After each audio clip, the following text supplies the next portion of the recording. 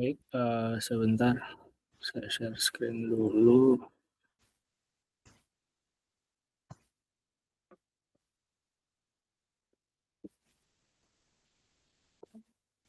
Baik ya. Oke, bismillahirrahmanirrahim. Assalamualaikum warahmatullahi wabarakatuh. Selamat siang menjelang sore, teman-teman. Selamat datang di kelas Pancasila. Di sini kita akan membahas beberapa topik bahasan, teman-teman ya. Jadi materi yang akan saya sampaikan ini adalah untuk video yang pertama adalah materi untuk week kelima dan week ke-6, di mana topik yang akan dibahas adalah terkait Pancasila sebagai sistem filsafat, dan juga nanti di week 6-nya yang akan ada di video ini juga membahas mengenai Pancasila sebagai sistem etika ya, atau etik gitu ya. Nah, untuk pertemuan ke-6 ini, kelima ya, itu materi yang akan kita bahas adalah Pancasila sebagai sistem filsafat. Baik. Jadi seperti yang kalian sudah voting ya, bahwa untuk pertemuan 5 dan pertemuan 6 itu saya buatkan video pembelajaran. Jadi di sini akan saya buatkan video, saya harap nanti bisa teman-teman tonton dan teman-teman pahami begitu ya. Untuk PowerPoint sudah saya buat sedetail mungkin, jadi nanti bisa juga sembari kalian telaah dan kalian pelajari masing-masing di rumah ya. Oke, yang pertama adalah di minggu kelima kita akan membahas Pancasila sebagai sistem filsafat begitu ya. Ini suara saya sudah connect ya. Oke, Pancasila sebagai sistem filsafat. Nah, di sini akan ada beberapa subtopik pembahasan dari materi minggu ke-6 ini, yaitu pertama konsep, esensi, dan urgensi Pancasila sebagai sistem filsafat. Yang kedua, filsafat Pancasila dalam sudut pandang objek dan maupun subjek, atau dalam bahasa Latin kita kenal dengan istilah genetivus objectivus dan juga genetivus subjectivus. Dan aspek yang akan kita bahas yang ketiga nanti di pertemuan 6, yaitu pertemuan 5 ya, itu terkait sumber ontologis, epistemologis, aksiologis, dan filsafat Pancasila. Oke, kita masuk saja langsung ke poin pertama. Jadi sebelum jauh membahas Pancasila sebagai sistem filsafat, kita perlu mencari tahu terlebih dahulu definisi dari filsafat begitu ya. Filsafat sendiri mungkin teman-teman sering mendengar ya, bahwa orang yang mempelajari filsafat atau orang yang ahli dalam filsafat biasanya kita kenal dengan istilah filsuf. Contohnya tuh banyak orang-orang Yunani itu, Aristoteles ya, itu juga contoh orang-orang yang filsuf-filsuf asal Yunani yang mungkin cukup familiar di telinga teman-teman semua. Nah, jauh sebelum kita membahas Pancasila dalam sudut pandang sistem filsafat, kita perlu tahu terlebih dahulu definisi dari filsafat begitu ya. Nah, untuk mengetahuinya mungkin kita bisa menganalogikan di berbagai case. Contohnya seperti ini. Jadi coba teman-teman renung dan pikirkan beberapa pernyataan yang memuat istilah filsafat sebagai berikut. Pernyataan yang pertama contohnya adalah misalkan kalian adalah seorang pedagang. Jadi kalian adalah seorang pedagang, filsafat kalian adalah meraih keuntungan sebanyak-banyaknya. Ini merupakan sebuah logika ya, bahwa tidak ada satupun pedagang yang berdagang untuk mencari kerugian. Namanya dagang pasti cari profit, cari cuan kalau bahasa anak-anak sekarang ya. Atau cari keuntungan sebanyak-banyaknya. Strateginya bagaimana ya? Macam-macam, bisa dia buka 8 jam tapi dapatnya sekian, bisa dia buka 12 jam, atau dia bisa buka seharian full misalnya. Nah, artinya dalam konsep pola pikirnya pedagang, pasti filsafat mereka adalah meraih keuntungan sebanyak-banyaknya. Yang kedua, misal kalian adalah seorang prajurit Tentara Nasional Indonesia misalnya, maka filsafat kalian tuh pasti akan mempertahankan tanah air Indonesia.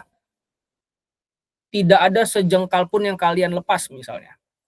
Jadi walaupun sudah terdesak, maka kalian tidak berkhianat kepada negara. Itu adalah filsafatnya seorang tentara. Lalu pernyataan yang ketiga misalnya, sebagai seorang wakil rakyat, maka filsafat saya adalah bekerja untuk membela kepentingan rakyat. Nah, umumnya seperti ini ya teman-teman ya. Jadi wakil rakyat itu adalah representasi kita di sana. Tidak mungkin dari 270 juta penduduk, masing-masing orang menyampaikan pendapatnya. tidak cukup waktunya, tidak efisien. Efektif mungkin iya, tapi tidak efisien. Artinya kita perlu, sebuah metode agar pendapat kita tersampaikan, terwakilkan. Makanya muncul namanya Dewan Perwakilan Rakyat, baik di level daerah DPRD maupun di level pusat DPR, yang fungsinya adalah mewakili atau representasi dari kita. Umumnya harusnya seperti itu. Jadi kalau teman-teman adalah seorang wakil rakyat, maka filsafat kalian adalah bekerja pastinya untuk membela kepentingan rakyat. Nah, bagaimana ketika kalian masih posisi sebagai mahasiswa misalnya? Di sini bisa teman-teman lihat bahwa mahasiswa itu jenisnya macam-macam ya. Ada yang dia ambis, kuliah, duduk paling depan misalnya ya. Itu bisa kita kenal dengan istilah filsafat yang alirannya akademis.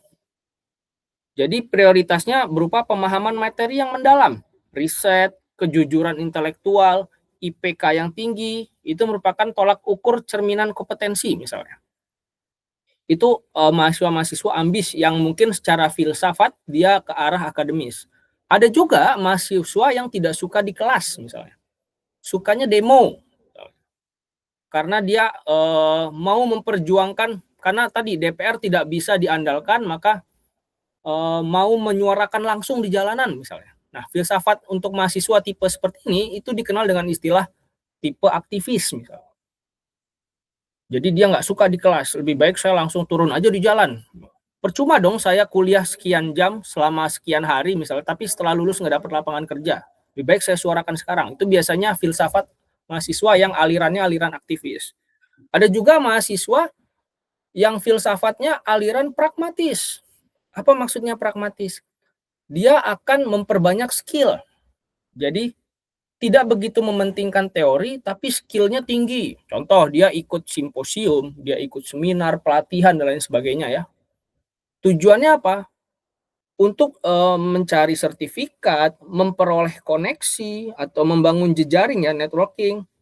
Jadi bagi dia, ijazah yang mungkin tolak ukur dari filsafat akademis tadi itu hanya sebagai tiket untuk masuk aja. Sedangkan keterampilan dan skill itu adalah kendaraan untuk mencapai kesuksesan. Itu adalah filsafatnya mahasiswa untuk tipe pragmatis. Nah, teman-teman ke arah mana gitu ya? Apakah yang akademis, yang ambis, ya udah saya belajar aja teori-teori yang ada di buku misalnya.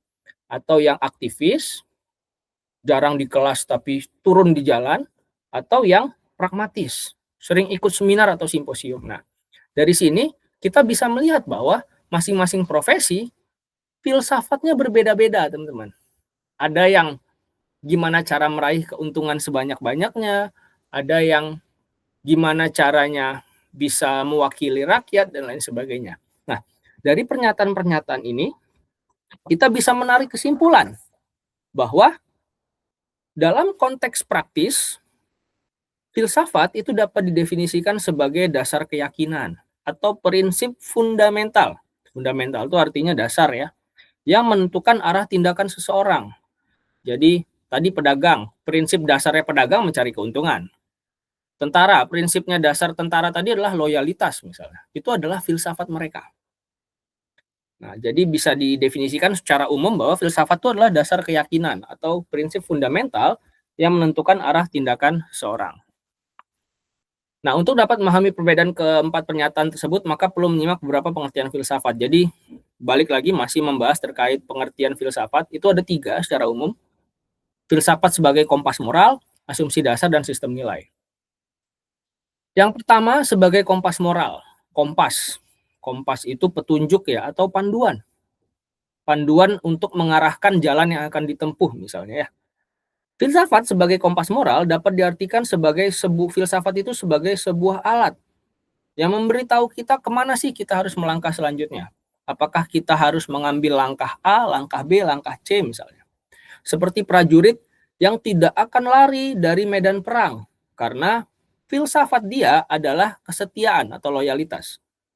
Karena dia punya kompas moral loyalitas yang tinggi, maka dia tidak akan betray the country, tidak akan mengkhianati negaranya. Sekalipun misal, kalau kalian lihat di film-film aksi itu ya, sisa 1 orang tentara dikepung misalnya ya, pasti jalan keluar yang dia ambil adalah gimana cara, kalau dia ngelawan udah pasti kalah gitu ya. Maka dia gimana caranya saya tetap mempertahankan tanah air, walaupun ujung-ujungnya saya gugur misalnya, tapi saya bisa memakan banyak korban jiwanya dari sudut pandang mereka. Biasanya langsung buka granat ya, 10 granat lari ke satu kompi misalnya, maka satu kompi kena. Nah, itu adalah bentuk filsafat tadi ya. Jadi definisi filsafat sebagai kompas moral. Yang kedua, definisi filsafat sebagai asumsi dasar. Di sini dapat diartikan bahwa filsafat itu alasan paling awal atau mengakar atau fundamental tadi ya dari sebuah perbuatan. Contoh, kenapa pedagang mau bekerja 18 jam sehari misalnya? Ya tujuannya untuk mendapatkan keuntungan sebanyak-banyaknya. Bahkan warung-warung Madura itu bisa buka warung itu bisa 24 jam. Kenapa? Ya mungkin dengan 24 jam profit yang dia dapat hari itu bisa maksimum. Berbeda dengan ketika buka hanya 8 jam. Dari sini kita bisa mendefinisikan filsafat itu sebagai asumsi dasar. Dia mengasumsikan bahwa semakin lama saya buka warung, maka semakin tinggi profit yang saya terima. Asumsinya seperti itu. Ya, itu yang ada di asumsi-asumsi para pemilik warung Madura misalnya. Lalu yang ketiga, filsafat sebagai sebuah sistem nilai. Dapat diartikan bahwa filsafat ini adalah cara kita menyusun hierarki atau urutan kepentingan dalam hidup. Kita tidak bisa mengambil semuanya. Filsafat harus membantu kita menentukan mana prioritas yang akan kita ambil. Contoh, bagi yang bersifat pragmatis, hasil akhir itu lebih penting daripada proses. Jadi dia based on result.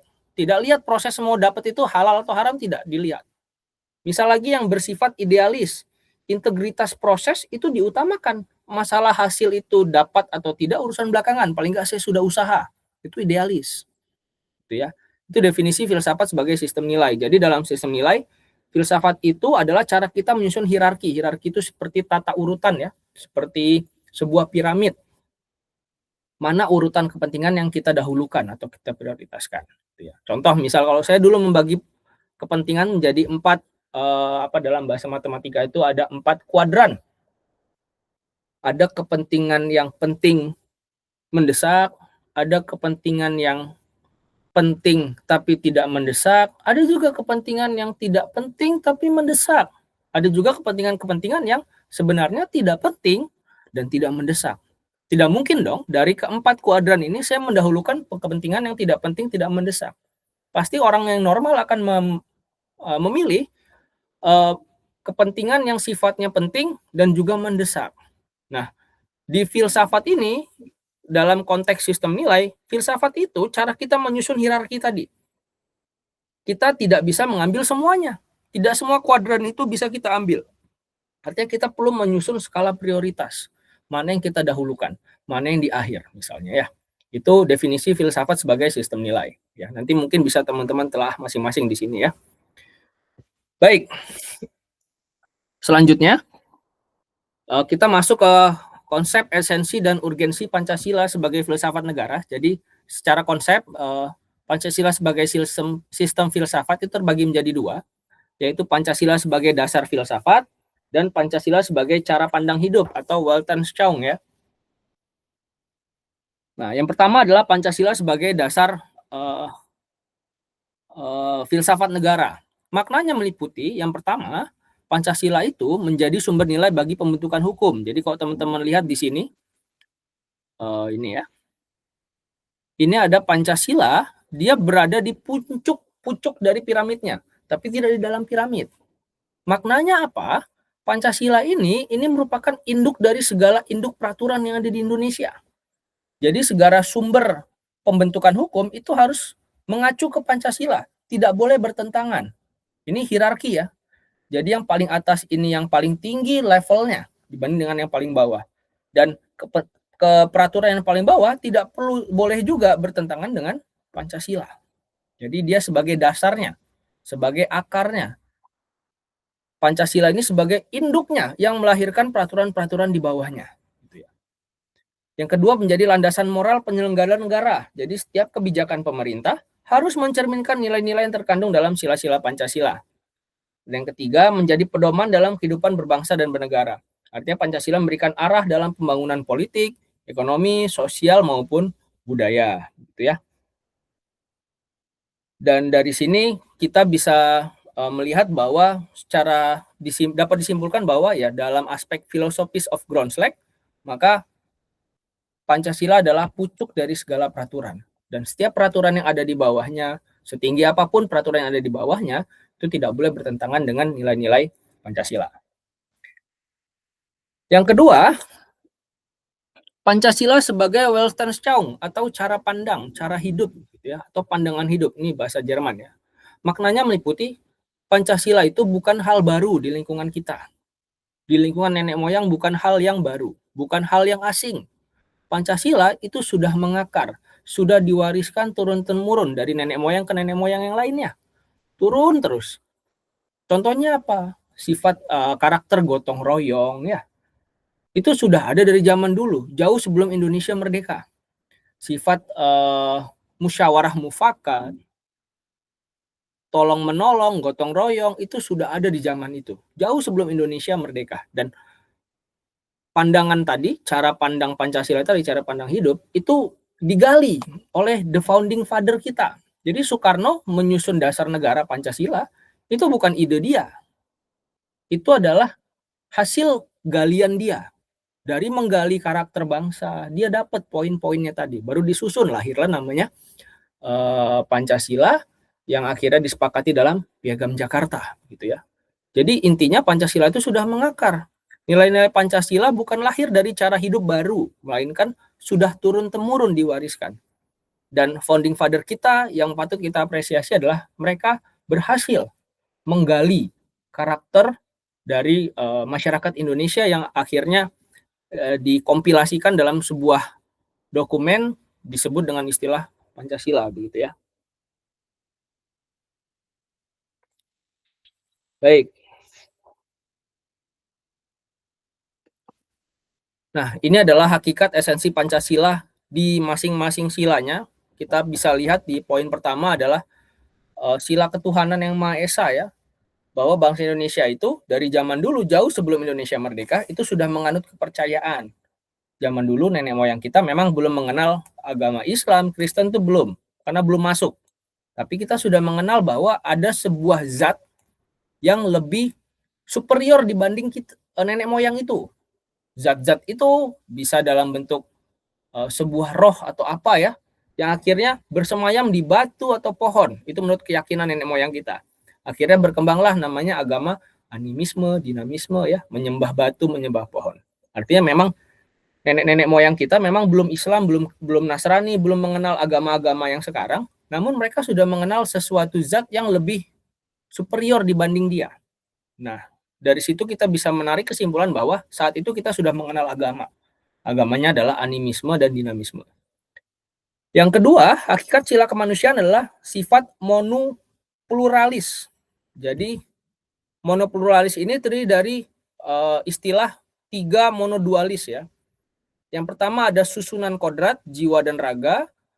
Ada sifat kodrat, jadi kita adalah makhluk yang sifatnya individual dan juga makhluk sosial. Ada yang kedudukan kodrat, makhluk pribadi yang otonom dan juga makhluk Tuhan. Penjelasannya nanti ada di slide-slide selanjutnya ya.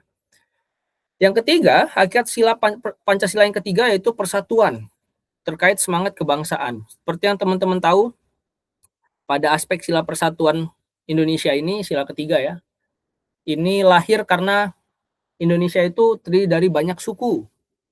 Bahkan dalam satu suku aja bisa ada beberapa bahasa. Contoh Lampung aja dialeknya ada dialek A, dialek O. Belum lagi nanti ke Aceh itu daerah beda-beda bahasanya. Sukunya Aceh tapi bahasanya bisa beda-beda. Contoh lain di Jawa Tengah, Jawa Timur ya. Di Jawa Tengah sendiri bahasanya ada bahasa Jawa, ada yang ngapak ya. Ada yang halus, ada yang kasar dan lain sebagainya. Artinya berbeda. Dan untuk menampung perbedaan tadi, kita butuh sila yang memayunginya. Maka lahirlah sila ketiga, yaitu Persatuan Indonesia. Yang keempat, yaitu hakikat sila kerakyatan terletak pada prinsip musyawarah. Di sini kita bisa lihat bahwa nenek moyang kita zaman dulu mengedepankan namanya demokratisasi berupa musyawarah mufakat. Segala keputusan jauh sebelum Indonesia merdeka ya, itu didapat dari hasil rembuk. Duduk bersama rembuk, menyamakan pendapat. Ya, sekarang kita kenal dengan istilah musyawarah mufakat. Tapi zaman dulu orang-orang mengenal dengan istilah rembuk, rembukan. Duduk berhadap-hadapan, menyampaikan pendapat, lalu ambil titik tengah yang win-win solution yang disepakati oleh satu forum misalnya. Itu disebut dengan hakikat sila kerakyatan yang terletak pada prinsip musyawarah. Artinya siapapun Anda, profesi apapun Anda, seberapa tinggi pun pendidikan Anda punya hak. Teman-teman punya hak untuk bersuara. Sekalipun nanti suara tersebut terpilih atau tidak dari forum, ya kalian sudah bersuara. Artinya sudah menyampaikan pendapat via mufakat tadi ya. Dan yang kelima, hakikat sila keadilan terwujud dalam 3 aspek, yaitu keadilan distributif, legal, dan komutatif, begitu ya. Oke. Di sini ada sila keadilan ya. Adil itu tidak bisa didefinisikan sebagai sama rata, nggak bisa. Adil itu didefinisikan nggak ada ya. Adil karena kata adil itu berangkat dari bahasa Arab, adil. Yang ketika diartikan dalam Indonesia itu mungkin bisa mendekati ke arah sesuai porsinya. Itu definisi yang paling mendekati dari adil. Jadi di Indonesia harga Pertamax itu 12.000 misalnya. Kalau disebar dari Sabang sampai Merauke 12.000 itu justru nggak adil. Kenapa? Karena merugikan perusahaan. Karena butuh transport, biaya distribusi. Makanya di Lampung dengan di Jawa itu ada selisih harga. Harga itu yang dibayar sebagai harga distribusi. Nah, apakah itu tidak adil? Ya, itu adil. Karena memang porsinya yang harus dikeluarkan ketika capai daerah itu adalah harga minyaknya segitu. Memang baiknya harusnya sama ya dari Sabang sampai Merauke. Cuman karena ada biaya logistik sehingga perlu memperhitungkan perbedaan harga. Jangan terlalu jomplang. Jangan pula merugikan si perusahaannya gitu. Jadi harus dicari win-win solution-nya. Oke. Baik. Ini ya, urgensi Pancasila sebagai sistem filsafat. Nanti bisa teman-teman baca ya, teman-teman. Di sini ada meletakkan Pancasila sebagai filsafat dapat memulihkan harga diri, Pancasila sebagai sistem filsafat dapat membangun alam pikiran dan lain sebagainya. Nanti bisa teman-teman baca ya. Oke, kita masuk cara memahami hubungan antara filsafat dan Pancasila.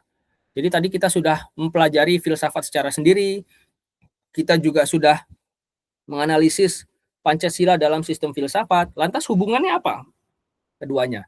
Nah, ada 2 istilah tadi ya, ada genetivus objektivus dan juga genetivus subjektivus. Genetivus objektivus itu akan ada 3 istilah lagi teman-teman, yaitu yang pertama adalah ontologi Pancasila, yang kedua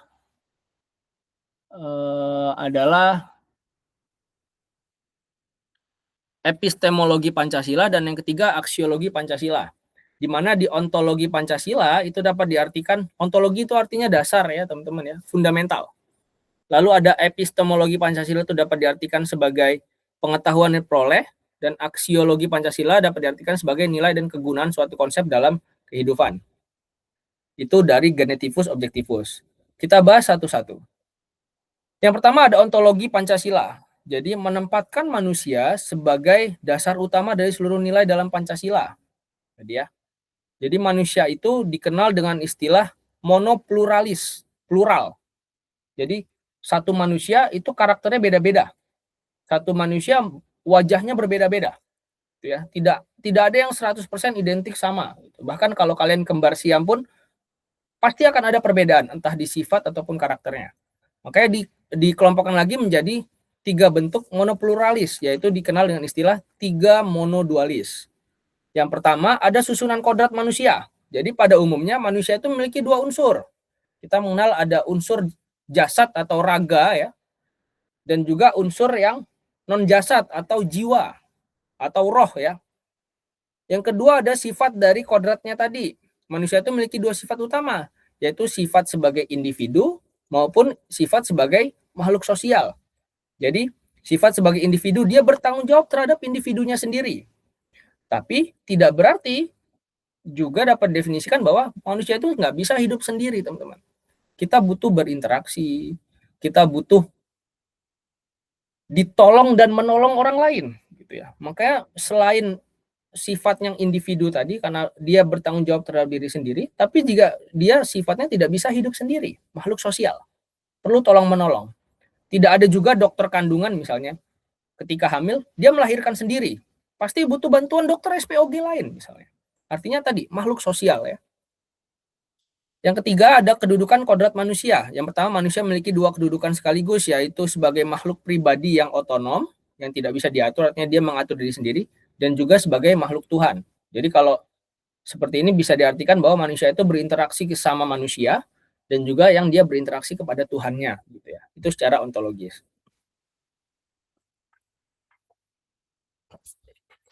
Baik. Selanjutnya,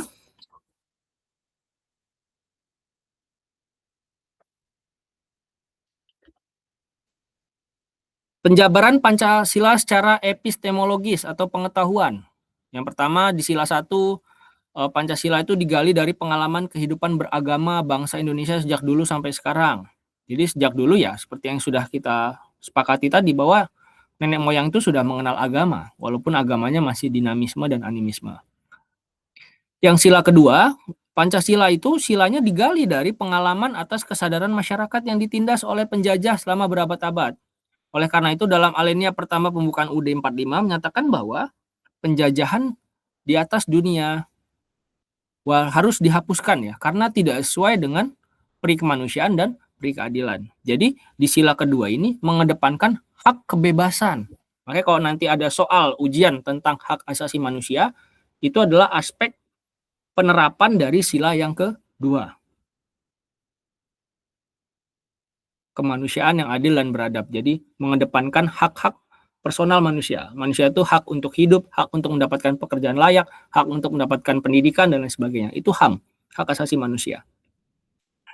Yang ketiga, sila yang ketiga yaitu digali dari pengalaman atas kesadaran bahwa keterpecah belahan yang dilakukan penjajah kolonialisme Belanda melalui politik divide et impera menimbulkan konflik antar masyarakat. Nah, seperti yang teman-teman kalau baca buku sejarah, masing-masing provinsi sekarang itu dulu punya kerajaan gitu ya. Kerajaan-kerajaan tadi satu sama lain awalnya rukun. Namun datang Belanda, Belanda kewalahan karena jumlah personilnya sedikit, tapi Belanda jauh lebih cerdas saat itu. Cerdasnya lebih ke arah licik ya. Gimana caranya dia menaklukkan suatu kerajaan padahal adanya keterbatasan prajurit, keterbatasan amunisi dan lain sebagainya. Ya dia melakukan metode namanya divide et impera, diadu domba, disebar isu hoax agar salah satu kerajaan merasa tersinggung dan dia menyerang kerajaan lain. Itu yang terjadi sekarang ya, divide et impera. Masing-masing lapisan masyarakat diadu domba, yang profesinya A diadu domba dengan profesi B misalnya. Itu yang terjadi, itu divide et impera. Udah ada di zaman Belanda. Makanya lahir sila yang ketiga, bahwa walaupun kita beda-beda, sukunya beda-beda, agamanya beda-beda, bahasanya berbeda, kita tetap harus bersatu. Lahirlah sila ketiga yaitu Persatuan Indonesia. Contoh dari penerapan Pancasila tadi, yang sila ketiga Persatuan Indonesia adalah lahirnya Sumpah Pemuda. Pemuda-pemudi Indonesia bertumpah darah satu, tanah air Indonesia. Dia berjanji, walaupun warna kulitnya beda, bahasanya beda, agamanya beda, ya tetap bertumpah darah satu. Berbangsa satu, bangsa Indonesia. Gitu ya. Berbahasa satu, bahasa Indonesia. Nah, itu wujud dari persatuan Indonesia. Nah, contohnya ini ya, untuk yang sila keempat itu ada digali dari budaya bangsa Indonesia yang sudah mengenal secara turun-temurun, di mana ada aspek pengambilan keputusan berdasarkan semangat musyawarah untuk mufakat. Contohnya seperti ini ya, di slide sebelumnya. Musyawarah merupakan ciri khas masyarakat Indonesia dalam menyelesaikan masalah. Ini contohnya di daerah Sumatera Barat ya, daerah Agam.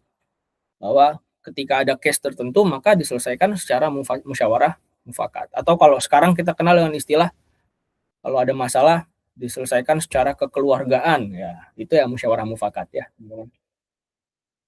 Terus sila kelima digali dari prinsip-prinsip yang berkembang dalam masyarakat Indonesia yang tercermin dalam sikap gotong royong gitu ya. Nanti silakan teman-teman telah. Dan yang terakhir ada sumber aksiologis filsafat Pancasila. Pancasila dipandang sebagai sebuah sistem nilai. Jadi kalau aksiologis ini, Pancasila itu dipandang sebagai suatu sistem nilai.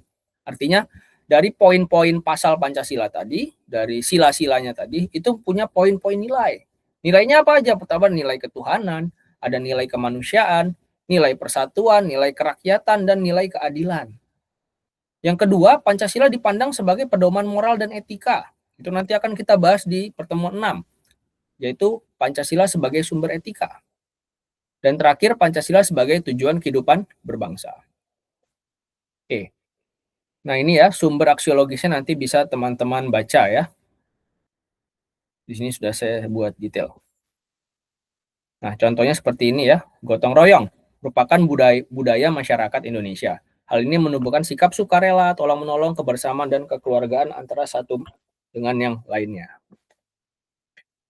Kesimpulannya, bahwa pentingnya Pancasila sebagai sistem filsafat ialah agar dapat diberikan pertanggungjawaban rasional dan mendasar mengenai sila-sila dalam Pancasila sebagai prinsip-prinsip politik, agar dapat dijabarkan lebih lanjut sehingga menjadi operasional dalam penyelenggaraan negara. Dan juga Pancasila agar dapat membuka dialog dengan berbagai perspektif baru dan juga menjadi kerangka evaluasi terhadap segala kegiatan yang ada sangkut pautnya dengan kehidupan berbangsa maupun bernegara. Mungkin itu aja untuk pertemuan 5, teman-teman. Saya harap bisa dipahami ya. Oke, kita rehat sebentar sebelum masuk ke pertemuan 6. Oke.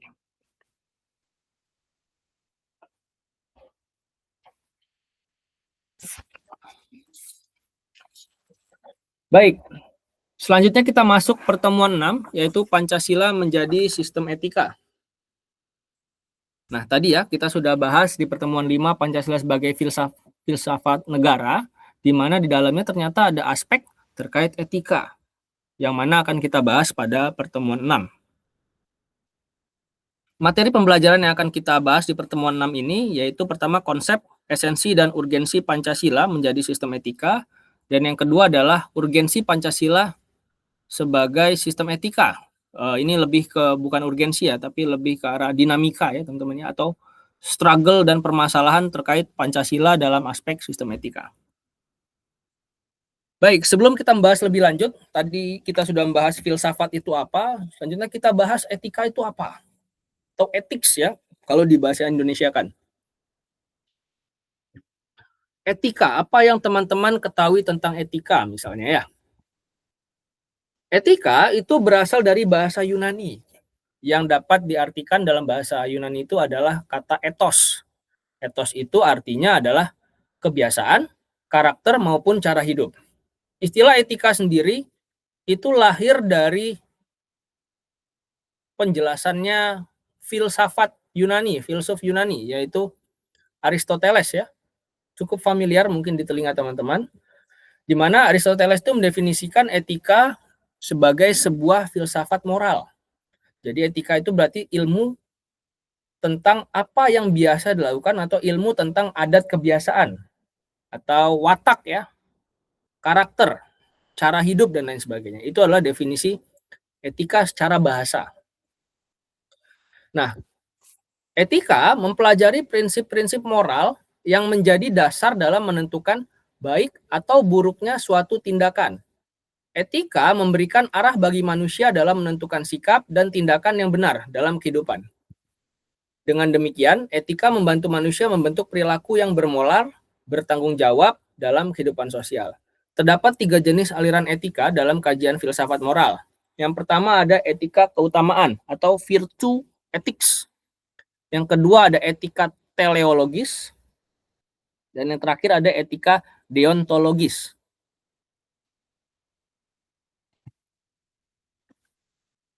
Virtue ethics atau etika keutamaan ya. Itu dapat diartikan sebagai aliran etika yang menilai baik atau buruknya tindakan itu berdasarkan karakter yang dimiliki oleh seseorang. Contoh, ikut gotong royong, maka bisa didefinisikan ketika kalian lihat, oh si A itu ikut gotong royong, maka kalian definisikan si A itu etikanya bagus. Ya. Oh si B dengan si C akur, padahal beda agama. Kalian dapat menyimpulkan bahwa untuk aspek etika keutamaan ya, si B dan si C tadi walaupun beda agama, mereka akur, artinya secara etika mereka bagus. Misalnya. Oh si D ini orangnya jujur, nggak bisa bohong. Nah, kalian dapat menyimpulkan bahwa si D ini secara etika keutamaan, dia memiliki etika yang baik. Artinya, etika keutamaan itu menekankan pembentukan karakter yang baik. Moralitas hanya diukur dari sifat dan kepribadian seseorang. Dan keutamaan diperoleh melalui kebiasaan yang baik dalam kehidupan sehari-hari. Artinya dalam aliran ini, yang paling penting bukan hanya tindakan itu sendiri, tetapi pribadi yang melakukan tindakan itu. Seseorang dianggap bermoral jika memiliki karakter yang baik. Ya. Contoh, seorang membantu orang lain bukan karena kewajiban atau aturan, tetapi karena ia memiliki sifat baik seperti kejujuran, kepedulian, kedermawanan, gitu ya. Ya tadi contoh-contoh nilainya adalah gotong royong, kejujuran, tanggung jawab, dan lain sebagainya. Jadi, dia nolong orang bukan karena kewajiban, tapi karena ya dia nggak bisa lihat orang susah misalnya. Ya itu adalah etika keutamaan. Jadi dia melihat berdasarkan sifat atau kepribadian ya. Yang kedua ada teleologis. Teleologis ini adalah aliran etika yang menilai baik atau buruknya suatu tindakan berdasarkan tujuan atau akibat yang dihasilkan. Kata teleologis berasal dari bahasa Yunani yang berarti telos yang atau tujuan ya. Dalam aliran ini, suatu tindakan dianggap baik jika membawa manfaat atau menghasilkan kebaikan terbesar. Ciri-ciri etika teologis itu menilai tindakan dari hasil, artinya based on result ya. Yang kedua, tindakan dianggap baik jika menghasilkan manfaat yang terbesar bagi banyak orang. Yang ketiga, cirinya adalah fokus pada kesejahteraan dan kebahagiaan masyarakat. Contoh, pemerintah membangun fasilitas publik seperti jalan atau rumah sakit. Tindakan tersebut memberikan manfaat bagi masyarakat luas. Ketika pemerintah melakukan ini, maka kita simpulkan pemerintah itu etikanya baik. Artinya dia, dengan catatan hasilnya sudah ada ya, artinya rumah sakitnya beneran jadi, jalannya beneran jadi, bukan sebuah janji misalnya. Jadi ketika beneran dibangun nih jalannya mulus, beneran rumah sakitnya dibangun, maka di situ disimpulkan bahwa secara etika pemerintah itu baik misalnya. Itu untuk konsep teleologis gitu ya. Yang ketiga, etika deontologis, yaitu aliran etika yang menilai baik atau buruknya suatu tindakan berdasarkan kewajiban atau aturan moral, bukan berdasarkan hasilnya. Kata deontologis berasal dari bahasa Yunani, yaitu kata deon, yang berarti kewajiban atau tugas. Ciri-ciri etika deontologis, pertama menekankan kewajiban moral, tindakan dianggap benar jika sesuai dengan aturan atau prinsip moral, dan moralitas tidak ditentukan oleh hasil tindakan. Kalau yang tadi ya, teleologis itu based on result, kalau yang deontologis itu tidak ditentukan dari hasil tindakan. Jadi contoh, seseorang tidak boleh berbohong, meskipun berbohong mungkin memberikan keuntungan tertentu. Kalau teman-teman mungkin sering dengar ya, nggak apa-apa lah bohong demi kebaikan. Nah, itu ketika dia bohong tadi demi kebaikan, misalnya biar nggak berantem lah atau apa, ya itu disebut dengan etika deontologis. Artinya dia melakukan sebuah sifat yang jelek demi mencapai sebuah keuntungan tertentu misalnya. Itu loh definisi etika dalam aspek deontologis.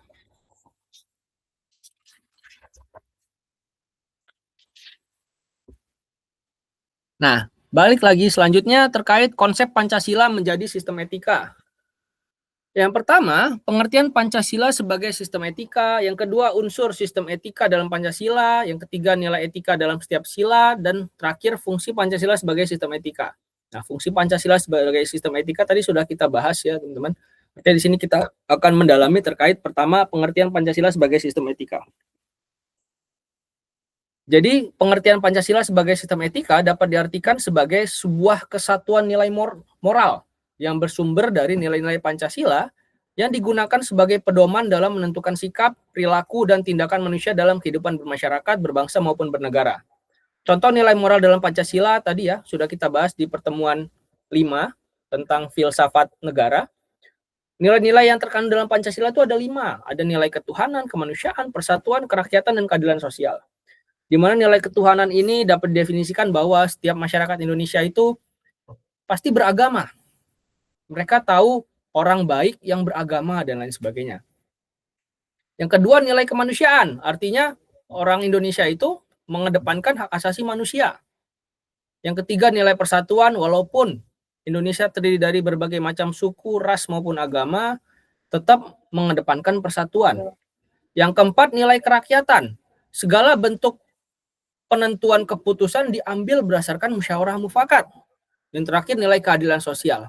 Apa yang kamu diterima harus diterima juga oleh teman-teman yang lain, bersifat adil atau sama-sama menerima sesuai porsinya, begitu ya. Yang kedua, unsur sistem etika dalam Pancasila. Komponen dapat definisikan sebagai komponen yang membentuk Pancasila sebagai suatu sistem nilai moral yang utuh dan saling berkaitan. Sebagai sistem etika, Pancasila tidak hanya berisi nilai-nilai moral, tapi juga memiliki struktur yang mengarahkan manusia dalam bertindak secara baik dan benar. Nilai moral ini dapat didefinisikan pertama ada prinsip dasar menentukan baik dan buruk. Jadi kita perlu petakan dulu, yang mana karakter baik, yang mana karakter buruk. Yang mana moral yang baik, mana moral yang buruk.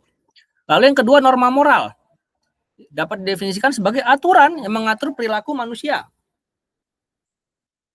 Jadi nilai-nilai Pancasila kemudian diwujudkan dalam berbagai norma atau aturan yang mengatur perilaku manusia, baik dalam kehidupan pribadi maupun kehidupan sosial. Contohnya menghormati hak orang lain, bersikap adil, mengutamakan kepentingan bersama, dan lain sebagainya. Yang ketiga, sikap dan perilaku moral, yaitu penerapan dari nilai-nilai Pancasila yang ada di slide sebelumnya. Menerapkan nilai ketuhanan dengan cara ikut beribadah, tidak melarang orang lain beribadah misalnya ya. Mengedepankan nilai kemanusiaan, kalau itu adalah hak orang maka dia wajib mendapatkannya gitu ya. Mengedepankan nilai persatuan dan lain sebagainya. Lalu yang keempat, tujuan moral, yaitu arah yang ingin dicapai dalam kehidupan berbangsa maupun bernegara. Nah, ini adalah nilai etika dalam setiap sila ya. Nanti bisa teman-teman telaah masing-masing ya. Tadi kita juga sudah bahas terkait nilai-nilainya, jadi secara garis besar sama ya. Nah, kenapa Pancasila menjadi sistem etika itu urgent dan penting dipelajari? Ya, pertama seperti yang teman-teman, kalau teman-teman lihat berita ya, banyak kasus-kasus korupsi, aksi terorisme, pelanggaran HAM, kesenjangan antara kelompok masyarakat, ketidakadilan hukum, masalah yang berkaitan dengan pajak, hal-hal ini yang terjadi di Indonesia saat ini. Tidak hanya saat ini, sebenarnya sudah ada dari zaman dulu ya, tapi tidak terselesaikan. Contohnya ketidakadilan hukum. Hukum itu tajam ke bawah, tumpul ke atas misalnya. Terus ada pelanggaran HAM, aksi terorisme yang masih berlangsung. Kerusakan lingkungan, kriminalitas, banyak ya. Ini kasus-kasus yang menjadikan Pancasila menjadi sistem etika itu adalah urgent. Karena banyak rakyat kita, baik rakyat biasa maupun pejabat, yang tidak etik, yang tidak memiliki etika. Nah, etika Pancasila diperlukan dalam kehidupan bermasyarakat, berbangsa maupun bernegara, karena berisikan tuntutan nilai-nilai moral. Artinya ketika tidak sesuai dengan nilai Pancasila, maka bisa didefinisikan tidak bermoral. Pancasila sebagai sumber moral dan inspirasi bagi penentu sikap, tindakan, maupun putusan yang akan diambil. Pancasila juga sebagai sistem etika memberi arahan, guidance, bagi setiap warga negara. Ya. Oke, mungkin itu aja untuk pertemuan 6, teman-teman. Terima kasih atas perhatiannya. Saya harap video ini bisa bermanfaat dan bisa teman-teman telaah. Nanti PowerPoint sudah saya buatkan, jadi bisa teman-teman pelajari masing-masing. Mungkin itu aja. Terima kasih atas perhatiannya. Assalamualaikum warahmatullahi wabarakatuh.